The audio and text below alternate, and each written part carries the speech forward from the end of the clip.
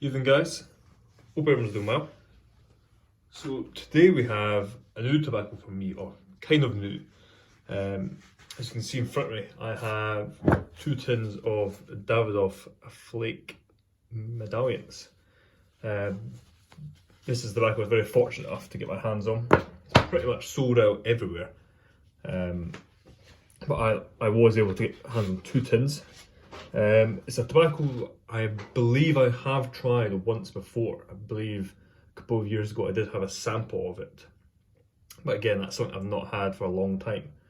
If I recall, it's a Virginia Creek Flake, which is cut into, kind of flake, which is cut into medallions. Very similar in essence to Escudo, Dunhill Deluxe Navy Rolls, and Peter Stokkebye's luxury bullseye flake. And I believe this is the closest to luxury bullseye flake in the sense that I think it has a bit of Cavendish in it, not just Virginia Creek. But I might need to be corrected there. So this won't be a true first impression because I believe I have had this before, although it was long enough ago to where I can't really remember it. Now, the first thing I need to do is find something to open this can. I'm not beans, I cannot pop it unfortunately. So I've got this, not really ideal, but I can use this to crack it open. There we go. Yeah, I can't remember ever kind of having this distinctively. I know I got a sample of it. I'm pretty sure I smoked it, but I could be wrong. It could have been luxury bullseye flake I smoked instead, but I know for a fact I've been sent some. So, position here. I believe this is my first tin of Davidoff. I am opening 2. Nice Davidoff insert there. Yes, and this is what I thought. Tobacco's presented very well. As I find with Davidoff cigars, this tobacco is neatly presented. It smells fantastic. And I am going to assume I am correct in saying that the centre core is a bit of Cavendish, which would mean that it is similar along the lines of luxury bullseye flake, which I believe I do have some here. Yeah, I've got a jar here aging. You can see look almost, actually look pretty much identical. But again, I'm assuming they're not. I'm assuming they are made by completely different manufacturers. Although again, that's something I'm not too sure. I'll have to do more research. Made in Denmark, I believe. Oh, yeah. Like I said, like most first impressions, I don't really search up the tobaccos in advance. I kind of just do a very raw and natural impression. But this tobacco does look exceptionally good, I must say. Although it does have an exact resemblance of that tobacco. So again, give your coins, medallions, however you want to classify it as. Very well presented. And it has a fantastic aroma. Place that there. I'll place it on a coin, because again, this is one of my pipes that I smoke quite often for Virginia Creeks, but I designed it so it has a small bowl capacity, as I find just now I prefer smaller bowled pipes. Although of course I do have other pipes I do smoke that have large bowls. But yeah, presentation of this tobacco is fantastic, and the aroma, like I say, that classic kind of Virginia Creek. Personally, I'm picking up more red Virginias than anything else. But that kind of rich grassiness. But yeah, not only by the smell but the colour, I'm picking up more reds than anything else. But anyway, I will pack my pipe, get it lit, and I'll come back with you later on with my thoughts. Right, we're back.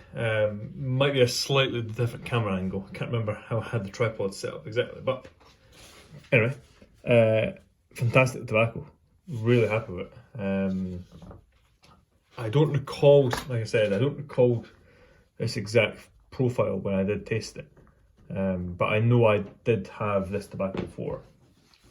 I would say it's, if you were comparing this to, for example, Peter Stokkebye's Luxury Bullseye Flake, which I would say is its closest comparison. As again, I'm quite sure that the centre is Cavendish, not Perique. Again, I could be wrong. This is certainly stronger than that in flavour, plus in strength of nicotine in general.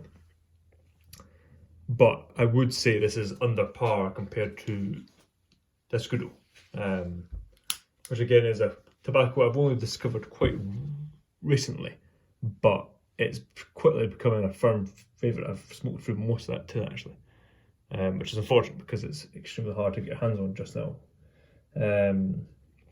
But that being said, this is still a great tobacco. I can understand why it's also, unfortunately, out of stock quite often, because it is really great. It has that bit more kind of natural taste to it, I would say. Again, Luxury Bullseye Flake is the closest comparison I would say, but that has kind of a top note to it, which I believe is almost like kind of like a caramel. It's very slight. It's not kind of in your face, but it's got a kind of a slight caramel maybe topping to it. Whereas this is, from what I can gather, very natural in flavour.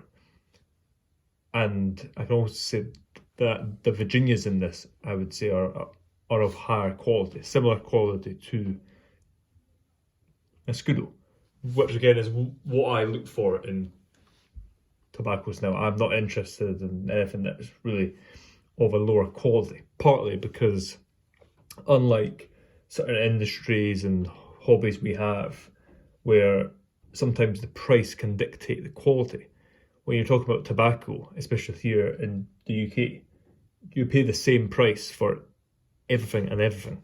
So when I get a poor tobacco, it really is a shame, because that same cost of that tobacco is the same as something else that you know could be great or is great.